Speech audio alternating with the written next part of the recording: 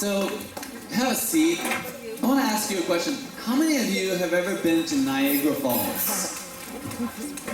Okay, a few. There was 2 in the first service. I think now we're up to 4. 4 more. 6. So here's a picture of Niagara Falls. Niagara Falls is a big place where water comes and dumps over a cliff. And it's big, right? So I've never been there. But just a little picture of a boat down here, and then the mist is just so strong coming up. So back in the mid-1800s, there was a French guy, I think that was his name, French guy. Actually, it was Jean-François Gravelot, that was known as the Great Blondine. And the Great Blondine was famous for putting a wire across, like 1,100 feet of wire across, and walking across it. And he would do that, and then people started hearing about it. And so more and more people came to see him do this death-defying trick of walking across a wire across Niagara Falls. And how many of you like to do that? Okay, no, me either.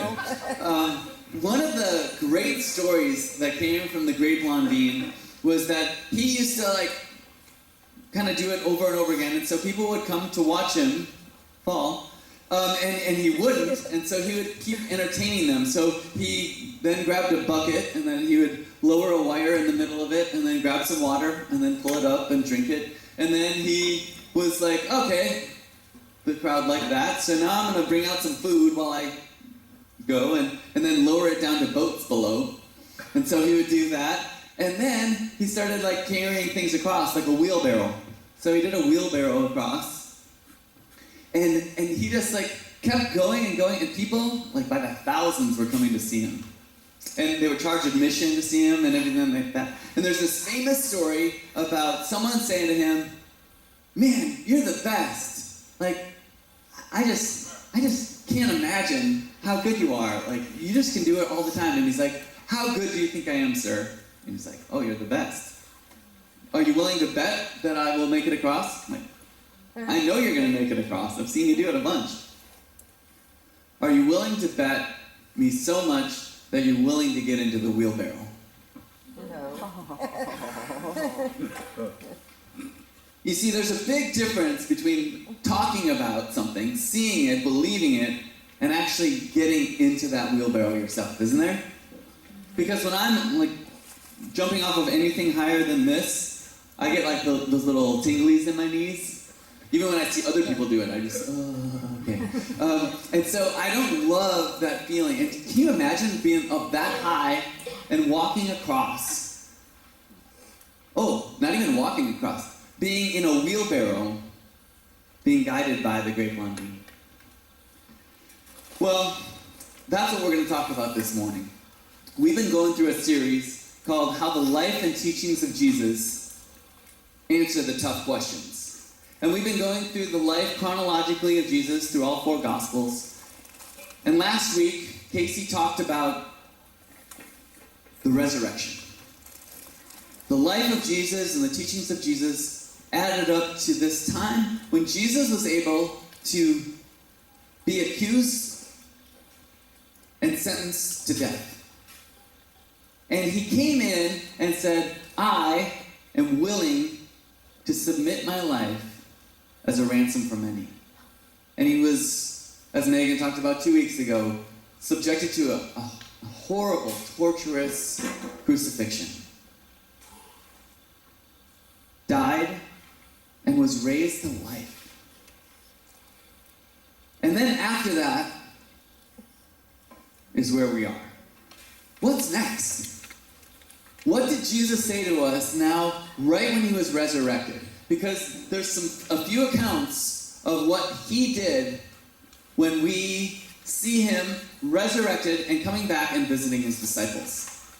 Now, we're going to look at chapter 21 of John.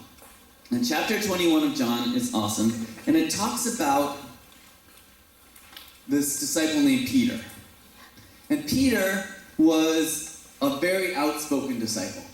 And so we're going to look back, actually, through the lives of Matthew, or the Gospel of Matthew, and just talk about some of the things that we see, some glimpses of Peter.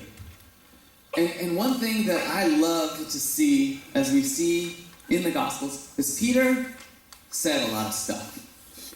And he would kind of find himself just maybe being a sound person for all of the disciples. And probably all of the disciples were like that, but Peter was the loudest.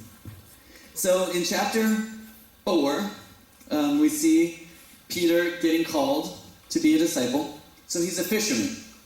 And he's out fishing, and Jesus says, hey, come and follow me. And he does. Now, I love that essence of, wow, what would it be that you would know this guy, Jesus, and he would say, come and follow me. And you would just drop your nets and go. And Jesus says, hey, I'm going to make you fishers of men.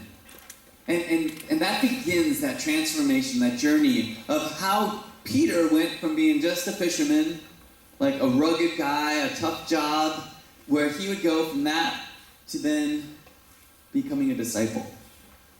Then we skip ahead to Matthew 14. And Matthew 14 is the story about Jesus walking on water. Jesus had just fed the 5,000, and the disciples saw him turn a few loaves and fishes into a meal that fed 5,000 people, maybe more because the women and children were probably not counted. And then they had leftovers. A miracle. And Jesus sends the disciples off to another place across the sea, and Jesus says, I'll catch up with you. And so they're battling the storm the whole night, and Jesus comes and walks out on water. Now, I have walked on water. Has anyone else walked on water? I'm from Minnesota, so it was frozen. But That's good. I do that every time. And so you have this ability to see Jesus coming to the boat, and the disciples are terrified, and they see this person. And then as he gets closer, they're like, I think that was Jesus' voice. And then I think in the pictures, it's always calm. But in the Bible, it tells us it was a storm. So there's like waves and things like that. And Jesus says, Peter, come on out. And Peter steps out of the boat and takes a couple steps. And he's like, this is awesome. And then as soon as he takes his eyes off Jesus, he starts to sink. So much so that he's going to drown because Jesus has to come and rescue him. Which I think that's kind of cool. Like a guy who's walking on water is pulling up someone else from the water. And he puts him back in. And one of the interesting comments that I think about that is that in the midst of that, Peter doesn't stop believing in Jesus. Because Jesus says, you of little faith, right? What happens, I think, is that Peter started to doubt himself. Because Jesus believed in him. Isn't that an interesting distinction? Like, we don't think about God believing in us. We think more of us believing in God. When Jesus says, oh, you have little faith. Huh. Jesus believed in Peter. Shortly after that, we turn to chapter 16. And Jesus asks Peter, who do you say that I am? And Peter's starting to get it. Some of the disciples, it takes a while longer. And Jesus says, hey, Peter, who do you think that I am? And Peter gets it. Says, you're the Messiah, the Son of the living God. Jesus is like, yes, you're getting it. I like it. Awesome. And then, shortly thereafter, same chapter, Peter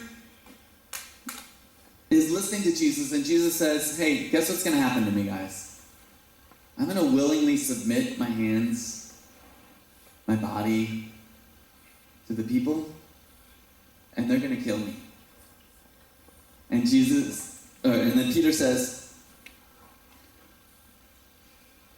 heaven forbid, Lord, he said, this will never happen to you. Peter talks. He says some things. And Jesus turned to Peter and said, get away from me, Satan. You are a dangerous trap to me. You're seeing things merely from a human point of view, not from God's. Oh wait. Peter just called him the Messiah. said, hey, you're the son of the living God. Yes, I gotcha. And then 2 seconds later, Jesus is saying, get behind me, Satan. Right? Because sometimes we get ahead of ourselves. We say, oh, I think I get this. And then we start talking as opposed to living it out. So there Peter is saying, hey, this will never happen. And Jesus is saying, you got to start thinking from a perspective of God. How does God look at this world? Because it's different. Because when we look at our own lives, we have this sense of survival, of humanity, of the needs that we have on earth. So much so that in chapter 26, which is the most important thing that we need to talk about, is Matthew 26 talks about right before Jesus is sentenced to die and crucified. And he's hanging out with his disciples, and he says to Peter, hey, everybody, guess what? The time has come. And Peter, bold Peter, says, I'm right there with you, Jesus. I will die with you. And Jesus just looks at him, shaking his head. Peter, Peter, Peter, Peter, Peter. I am going to build my church on you, and yet you're going to deny me 3 times. Before the rooster crows. So it's at night, and so by the morning, he's going to deny Jesus 3 times. And Jesus is saying, I believe in you. I believe that we can build the church on you. I believe so much in you, and yet every time you go to live it out, you don't. And I don't know if you can picture this, but as Jesus is hanging on the cross, we don't know this, but this might have been the last interaction that Peter had with Jesus, which was, I will never deny you, Jesus. And then sometime that night, he's hanging out by a fire, and someone says, hey, aren't you that guy with Jesus? No. And his humanity picks up and says, I need to survive. Like, right now, I'm not prepared to die. Even though just a few hours before, he had said, I'm ready to die. But there's a difference between talking and living it out, right? Yes. I remember one time, I think I've said this before here at Orchard, but I was working on a mission, an Indian reservation, doing some mission work, and I had upset some people, and their older brothers heard about it. It was a misunderstanding. It was just a misunderstanding. But their older brothers decided to come and take care of it. So they put on masks, and they found us going for a hike, and they had big pieces of 2x4, kind of like bats, and they were looking for Chad. So there I am, standing out, kind of directing people in the middle of the field, and they come to me and they say, are you Chad? And I'm like, kind of nervous, a little bit, kind of like shaking, but I'm pretty good at poker. So I kind of do this like poker face, and sup? And they're like, are you Chad? No. No. And they're like, where is he? And he's up the hill. Well, I calmly walked away and then ran after that to the closest big man I could find. And so what happens is that I was terrified, and I don't know what I was supposed to do in that situation. I'm pretty sure lying is not okay, especially about who I am. But I was confronted with physical harm, and I don't like that. And so I just no, I'm not going to do that. And I can, that's just a small example compared to what Peter was going through. This gruesome death the Romans were about, how would you want to be associated with that? No, you're just before he could even think, he was probably no, mm-mm.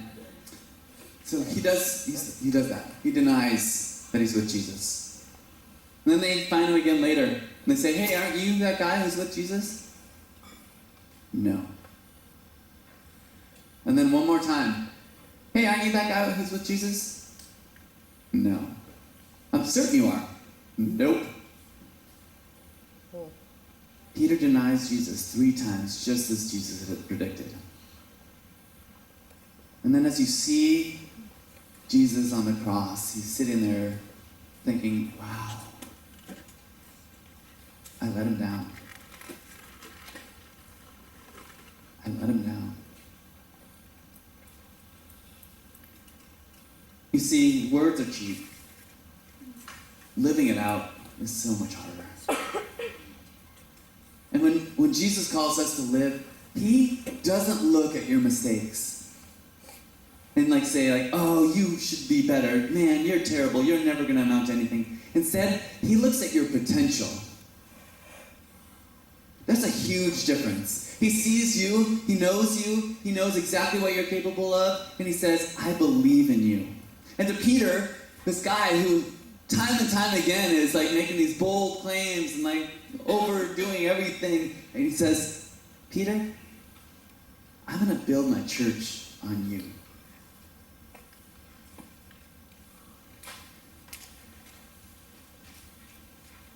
John 21. If you have your bulletin, this is the chapter that I printed out. And it finds Jesus resurrected and coming back to hang out with his disciples. And he goes to the shore and he sees his peeps and he says, hey guys, come to shore.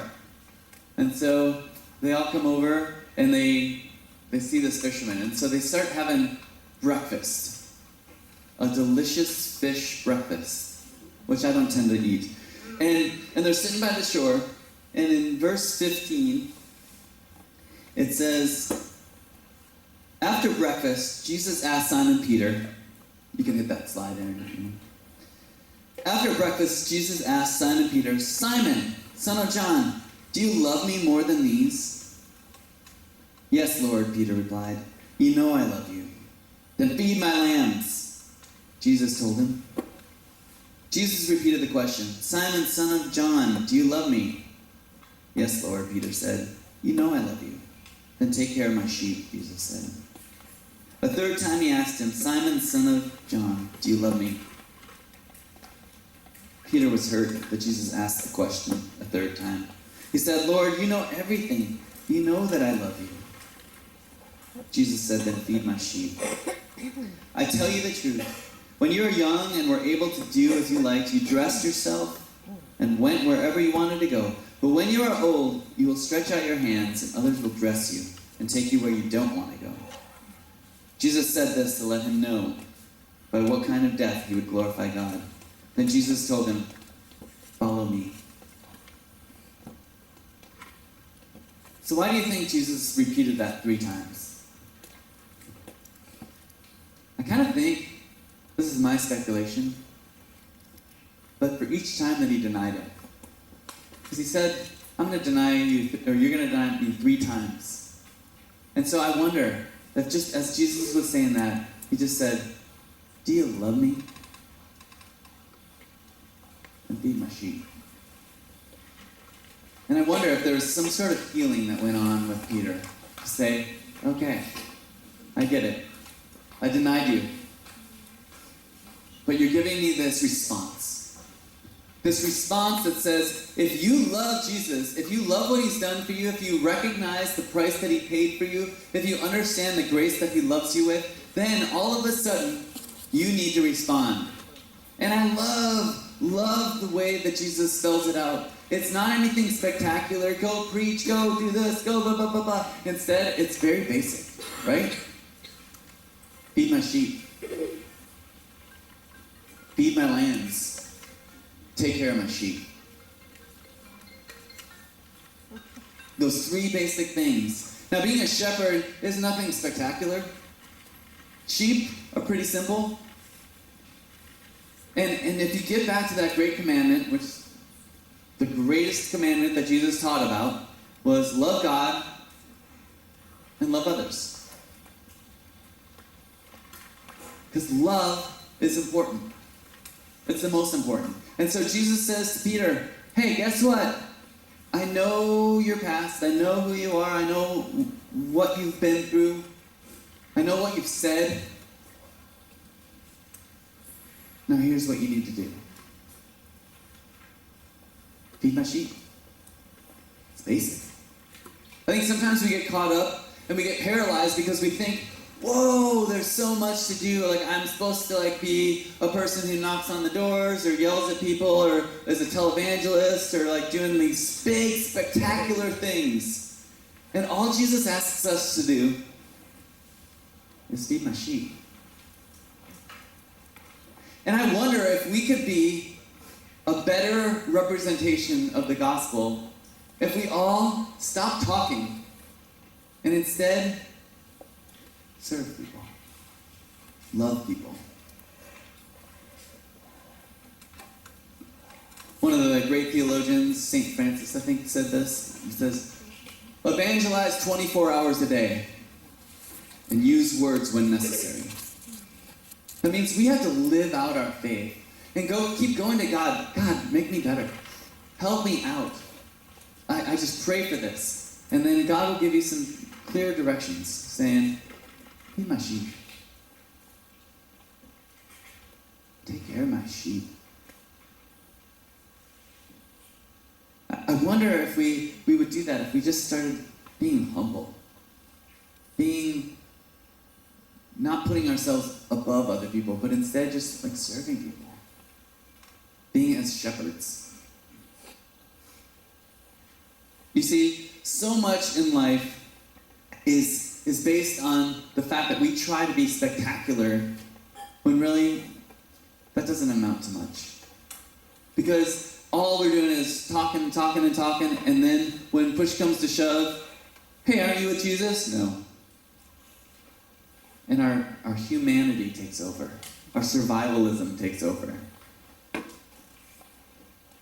So when Jesus asks me, do you love me? Our response is, of course we love you, Jesus. Then he says, and feed my sheep.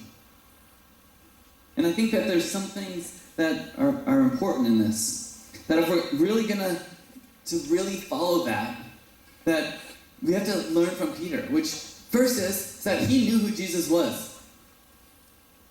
Jesus was the Messiah, the Son of the living God. He's real. He's alive. He's working today. And Peter got that. Peter said, wow, God, I know exactly who you are, and I will follow you anywhere. But then we have to recognize the second step, which is that actions are louder than words. And so many times we like to put on this profile of ourselves and say, wow, this is what's going on in my life, and I'm so happy and everything's great, when really inside we're disobedient. Or we're listening to those voices that are from the world that say, maybe we're not good enough. Oh, remember when you denied Jesus? Yeah, you can never amount to anything. When really, we need to listen to that voice from Jesus, which says, you know what? I believe in you. I believe in you. Because Jesus doesn't look at our mistakes. He looks at our potential. And then lastly, we have to keep going to Jesus. To be reminded that we're not done. I love to look at people who've been through life and been disciples of Jesus for a long time, and you just want to be around them. There's just a joyfulness, a peace. Have you been around people like that?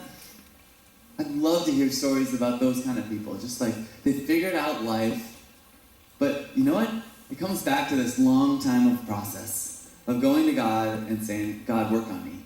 Get me better. Get me better. I always compare that to going to the gym. I always love to go to the gym once, right? I go in and I pick up the heaviest weight that I can lift, which is usually on the small rack, and then I lift up in front of the mirrors and I'm like, whoa, I'm pretty much Arnold Schwarzenegger, right? And then I go back the next day, and then I'm like, oh man, these weights are heavy. And then I try to lift it up, and then I look over at muscle-bound guy over here, and I go, whoa, I want to be like that. And then I get really disappointed because I'm not. It's not supposed to be funny. It's just true. And so you think about, like, there's a big difference because what you don't see with this guy, this monster who's on the juice, is that every day he's in the gym lifting weights, doing what he needs to do to accomplish his goals, right? And I think that we do that with our spiritual lives too. We want to be that person who's just like next to Jesus, like close to Jesus, awesome, like Jesus. And yet, we don't see all of the work that has happened. And sometimes, especially when we see new believers, they get out there and they just talk, when really, what we want to see is people living it out.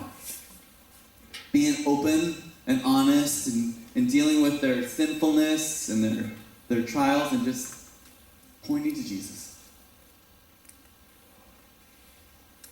Something cool happens from that conversation that Jesus has with Peter. Because he's sitting there on the banks of the sea and he just says, if you love me, feed my sheep. And then just a couple pages later in Acts 2, there Peter is. We don't know how much time exactly was there, but enough time for Peter to say, you know what, I'm going to stop doing what I think I need to do and start being obedient. And then he starts preaching. In Acts 2:14, it says, Then Peter stepped forward with the 11 other apostles and shouted to the crowd, Listen carefully, all of you, fellow Jews and residents of Jerusalem. Make no mistake about this. These people are not drunk, as some of you are assuming. 9 o'clock in the morning is much too early for that. No, what you see was predicted long ago by the prophet Joel. And he quotes Joel. In the last days, God says, I will pour out my spirit upon all people. Your sons and daughters will prophesy. Your young men will see visions, and your old men will dream dreams. In those days I will pour out my spirit even on my servants, men and women alike, and they will prophesy. And I will cause wonders in the heavens above, and signs on the earth below, blood and fire and clouds of smoke. The sun will become dark, and the moon will turn blood red before that great and glorious day of the Lord arrives. But everyone who calls on the name of the Lord will be saved. People of Israel, listen. God publicly endorsed Jesus the Nazarene by doing powerful miracles, wonders, and signs through him, as you well know. But God knew what would happen, and he prearranged, and his prearranged plan was carried out when Jesus was betrayed. With the help of lawless Gentiles, you nailed him to a cross and killed him. But God released him from the horrors of death and raised him back to life, for God could not keep him in its grip. King David said this about him. I see that the Lord is always with me. I will not be shaken, for he is right beside me. No wonder my heart is glad, and my tongue shouts his praises. My body rests in hope. For you will not leave my soul among the dead, or allow your Holy One to rot in the grave. You have shown me the way of life, and you will fill me with the joy of your presence. Peter starts quoting scriptures. And just convincing people, just connecting people to what was going on, because there was lots of talk of what was going on. And he connects them to all of these things that had been predicted in the past, and how everyone knew how true they were. And guess what happens? 3,000 people accepted Christ then and there. And that began the journey of Peter and what God had believed that he could do. That was the start of the church. And I just think about this. We kind of have an idea of what church was, or church is. But Peter's just going, wow, I don't know what's going on here, but I'm gonna say what you want me to say. And lives are transformed. Lives are transformed so much that it transformed history. And here we sit, looking at those courageous words of Peter and in his life, seeing all of his mistakes kind of drawn out, his doubt, his denial, and then all of a sudden he becomes that rock. Church history even has it where he did end up getting crucified. Doesn't say it in the Bible, but we believe church historians. And he wanted to be hanged upside down because he didn't feel worthy to be hanged out like Christ. And you know what? As he finished life, he was just beginning to see, in my opinion, that following Christ meant everything. And he was he kind of figured things out. When you're on that, or asked to go on that tightrope, when, it's fun to talk about this religion thing and just kind of say, hey, yeah, it's great. People seem to be happy. I'm going to do that. When God just says, hey, get in the wheelbarrow, you just got to remember a couple things. One is, you don't have to be perfect right away. Matter of fact, it's good to be not perfect. Just keep pointing people to God. And then two, when Jesus says, hey, do you love me? All you do is just feed a sheep. Simple. Don't be religious, don't be righteous, don't say, hey, I'm going to do all these things. Just kind of focus hey, how can I be humble? How can I just love people because they're children of God? How can I serve other people and maybe put my life aside? Because that's what God asks us to do. Everything else on this world is temporary. We need to start working on our relationship with God and then just feed His sheep. Can we do that? I think that's the call. And in the midst of that call, God knows you, loves you, and sees your potential, and doesn't rub your mistakes in your face. Instead, He just says, wow, you are meant to live for so much more.